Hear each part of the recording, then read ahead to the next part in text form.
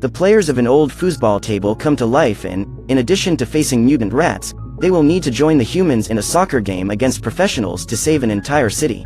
Today we will recap the story of the 2013 movie, Underdogs. A young man named Amadio works at a bar in a small town, who is very good at foosball and, moreover, is completely in love with Laura, a girl about the same age as him. Every day after class, Laura goes to the bar, where she cheers for Amadio while he plays, but because of his absurd skill level, nobody wants to play against him anymore, as they know they won't have the slightest chance of winning. But that changes when one day a very arrogant boy named Ezekiel appears, who along with his little group starts to tease everyone at the bar. Seeing Amadio and Laura near the table, Ezekiel decides to challenge him to a match to try to impress the girl, but afraid of getting in trouble, Amadio refuses to play against him, but he ends up giving in because of Laura who begs him to play. But for some reason, even after accepting the challenge, Amadio just stands there watching while Ezekiel scores the first 3 goals. Realizing that he still doesn't want to play, Laura begs him to react, making him decide to finally join the game. When the ball enters the field again, Ezekiel prepares to score and kicks with all his strength towards the goal, but Amadio defends quite easily using the twin defenders, who pass the ball straight to Loco, who scores a beautiful goal, without giving Ezekiel chances to defend. On the next move Ezekiel tries to score a point straight from the midfield, but the kick is easily saved by the goalkeeper who throws the ball at Copy's feet, who scores another goal with such force, that Ezekiel don't even have time to react. Now with 3-2 on the scoreboard, Ezekiel realizes that Amadio is just playing with him and is extremely frustrated when he is defeated again without even being able to touch the ball. With the game tied and only one more ball remaining, Amadio offers the boy the chance to stop the game and leave the score like that, but Ezekiel insists that there are no draws in this game and orders him to play the ball. In the last move, Amadio once again puts on a show and doesn't let Ezekiel play, always making passes through the air until the ball arrives at the feet of the center forward Beto, who scores a great goal, ending the match in style. Furious with the defeat, Ezekiel runs to the cashier to get more coins to play and have his revenge, but realizing that the only thing the boy wants is to cause trouble, JJ, who owns the bar, decides to throw him and his friends out.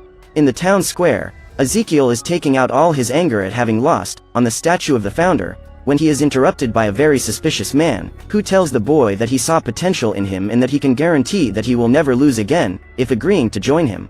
A few years later, Amadio, who is now a young adult, is still addicted to table football, but over the years his difficulty in getting opponents increased more and more, until he stopped playing altogether. Even though he is already an adult, Amadio continues working at JJ's bar, until one day he is visited by Laura, who came to tell him that she will study in the capital, leaving the city for the next 5 years. Saddened by this news, Amadio tries to disguise what he feels by changing the subject to foosball, but at that moment they are interrupted by a strange sound coming from outside. When they go out to see what it's all about, Amadio and Laura find everyone gathered in the center of the city listening to the speech of that same strange man, who is now announcing the inauguration of Universal Astro Goal, an opportunity to attract tourists to the city. When asked who will pay for it, the man replies that the project is being planned and financed by a former resident, who is passionate about the city. At that moment he points to a cannon that was hidden at the top of the mountain and signals for his employees to fire. Seeing a huge soccer ball coming towards them, the inhabitants panic and start running in fear of being hit, but the man asks everyone to keep calm, as this is just part of the show. Suddenly, the soccer ball opens in midair and a man jumps out of it, performing various free-fall acrobatics. When the man opens his parachute, the stranger on stage says that the boy in the air is called Ace and that he will finance the project. At that moment, everyone in the city is impressed with Ace's triumphal entry. But when he is approaching, Amadio and Laura realize that that man is actually Ezekiel. As soon as he lands, Ace begins to rant about the future of the city. When he is confronted by one of the residents who asks if he wants to become the mayor, but Ezekiel replies that he bought the city and that's why he now owns everything, including people. Even with this rather disturbing speech, people seem to support Ace, who starts to tell all his plans for the city, until he is interrupted by Laura, who yells from the crowd that they don't need him for anything. Upon hearing this, Ace interrupts his presentation and slowly walks towards the girl to say that he has never forgotten her, much less Amadio. After saying that, Ezekiel returns to the stage and says that the works will start immediately, starting with the demolition of the bar. Desperate, Amadio runs inside and tries to stop the machines, but realizing that he won't be able to stop them, he decides to enter the place and starts evacuating people with JJ's help. With all the people safe, Amadio is trying to save some objects when he notices that the ceiling is falling right on top of the foosball table. Desperate, The boy runs to the table to try to save it, but he can't do anything and just watches as the object is hit by pieces of the ceiling. To save his precious table, Amadio uses all his strength to drag it out, but is stopped by Ace, who appears behind him saying he wants a rematch. Even before Amadio responds, a crane's claw emerges from the hole in the ceiling and begins to lift the boy along with the table, but with the weight, the steel bar Amadio is holding breaks and he falls to the floor along with Cappy. While Amadio is almost taken by the crane, Ace leaves the collapsing bar and starts walking towards the helicopter, while Laura runs after him to convince him to stop the destruction, but he ignores her and orders her manager to take the table home. Determined to change his mind, Laura gets into the helicopter and continues to try to convince Ace to give up on the idea. But he doesn't listen and starts flying home, while Amadio screams desperately for her to come back. After having the bar destroyed and not knowing if one day he will see the woman he loves again, Amadio sits beside the founder's statue and starts crying until one of the tears falls on Cappy's face, giving life to the little player. As soon as he gains consciousness, Cappy frees himself from the piece of bar that was stuck and tries to get Amadeo's attention while he can barely stand up, but even with difficulties he manages to climb his leg and get the attention of the boy, who faints as soon as he sees. When he regains consciousness, Amadio becomes depressed again and thinks about the possibility that this is all a nightmare, but Cappy manages to convince him that if he finds the rest of the team, they can help him get Laura back. Thinking about where the other players might have been taken, Amadio comes to the conclusion that the garbage dump is the most likely place, and that's exactly where they're headed. After walking for some time, Amadio and Cappy arrive at a huge dump and start looking for the rest of the team. Not far from there, Loco comes out of the middle of a mountain of garbage and is soon surprised by a mutated rat that uses its tail to grab him by the arm and drag him along the dump along with Beto. After surfing through almost the entire dumpster with the rodent, Loco and Beto jump in the middle of the garbage and go flying without direction until they hit Amadeo's neck, making him faint and knocking Cappy, who was on his shoulder. As soon as he sees Loco and Beto, Cappy is happy that his friends are okay and helps them to loosen up, but it doesn't take long for him and Beto to get into an argument about who is the team's top scorer, but they are soon interrupted by the captain of the team without stripes. When they see a player from the rival team, the trio of attackers starts to provoke him, but they are surrounded by an army of rats and they have to run to try to take shelter in a dollhouse, but Beto is captured by the rodents that take him away. Believing he's gone forever, Cappy starts crying because he'll never see him again, but it doesn't take long for Bob to reappear riding a rat. With this new mount, the four players go to one of the mountains of garbage and with a makeshift binoculars they can see that Amadio is hiding very close to the table, but they can also see that Ace's manager is also there looking for the table. To prevent the players from being taken away, Amadio steals a backhoe and starts driving towards him to scare him away, and oddly enough, this ends up working. Now with the path clear, Amadio and the players walk towards the table, but realize that it was taken by an old man who placed the object inside a van. To try to rescue them, Bob asks his companions to get off the rat and runs alone to the vehicle, but he ends up jumping on the van's hubcap and gets stuck, spinning madly several times. After a while of spinning, Beto manages to free himself from the wheel, but ends up getting his legs stuck in the exhaust and, to his misfortune, the van passes over a rock just at that moment.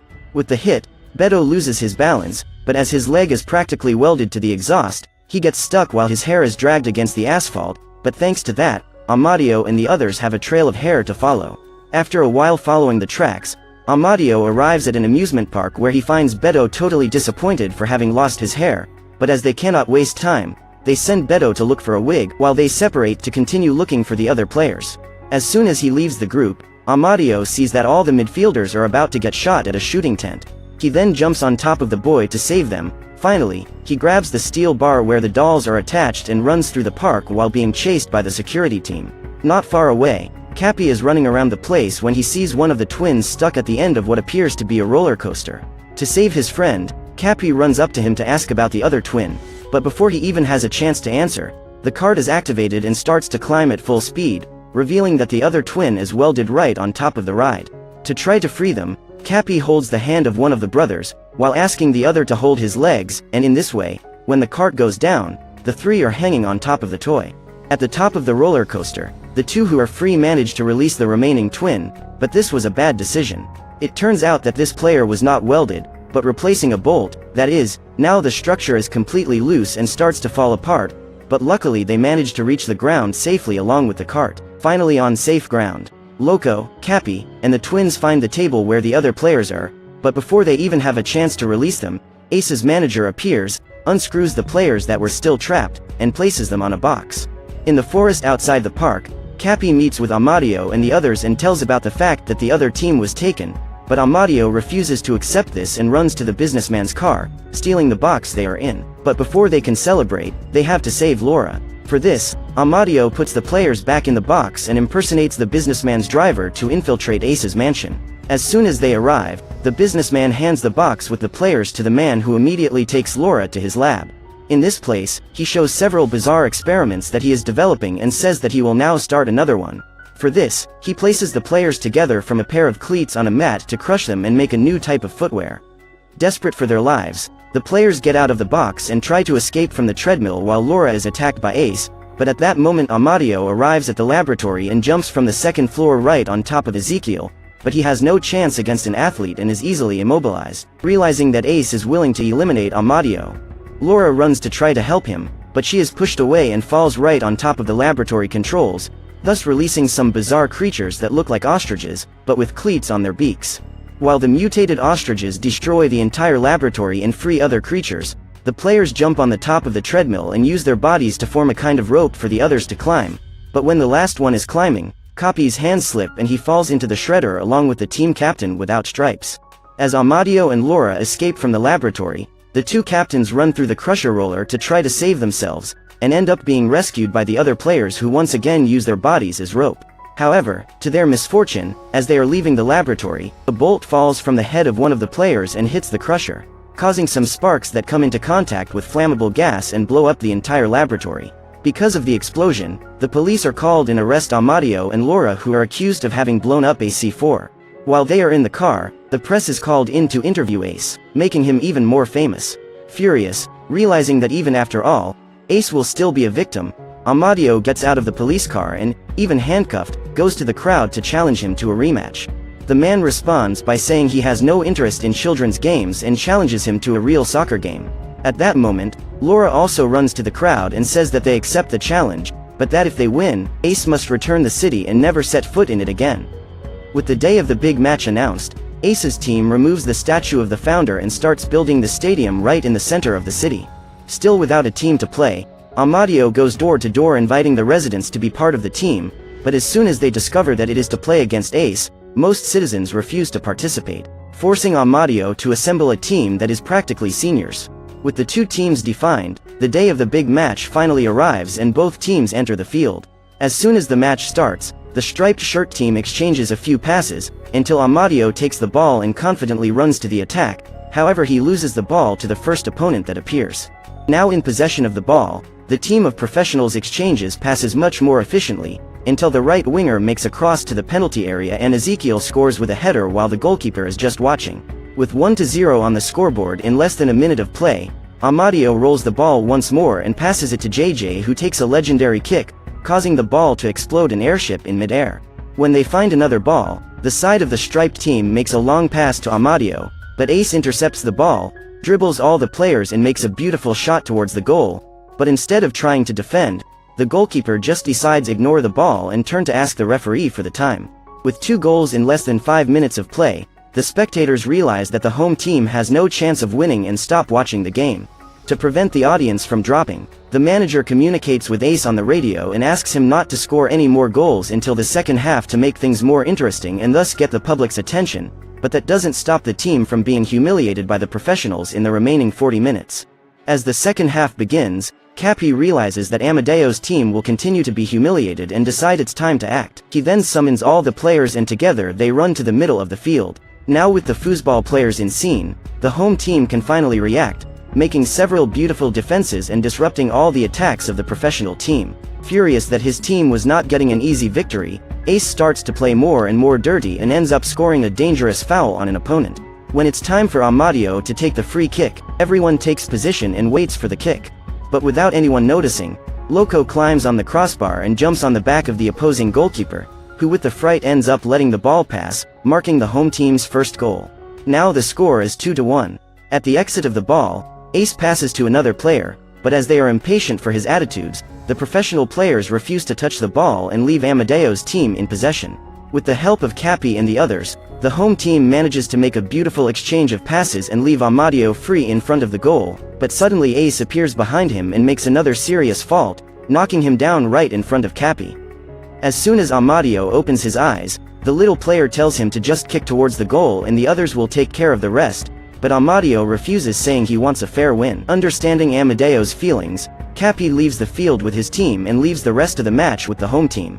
Now alone once again, Amadeo's team begins another exchange of passes through the opponent's field, until Gattuno crosses into the small area, but for some reason, everyone in the defense misses the ball and the one who hits is the Emo, who makes a header that would make any professional player jealous. With the score tied at 2-2 and with 2 minutes left to play, everyone is very excited about the game, with the exception of Ace. Now that they have some hope of winning, the home team goes all or nothing and Amadio makes a beautiful kick, but the ball hits the crossbar and returns to the area. While everyone is waiting for the ball to fall, Ace sees that the referee is looking up and steps on Amadeo's leg, almost breaking it in half, but instead of stopping the game, the damn referee orders the match to continue. As they expected it to be a penalty, all the players forgot the ball and left their positions, with the exception of Ace, who dominates and runs free to the opponent's goal. Deciding to win the match, Amadio gets up and, even hurted, runs after Ace, who is distracted by the crowd, but as soon as he realizes that Amadio will reach him, he accelerates and makes a last kick that makes the ball roll slowly to the goal. With that, the score changes to 3-2 and the referee ends the game, officializing the victory of the professional team, but instead of screaming, the crowd is in complete silence, as they watch Ace celebrate the victory alone. Not understanding why people are against him, Ace starts yelling at the crowd until his manager shows up to resign and says that now everyone knows who he really is, and that's why no one respects him anymore. At that moment, Laura runs to Amadio, who is lying on the lawn, and, along with the rest of the team, they leave the field while being applauded by the entire audience.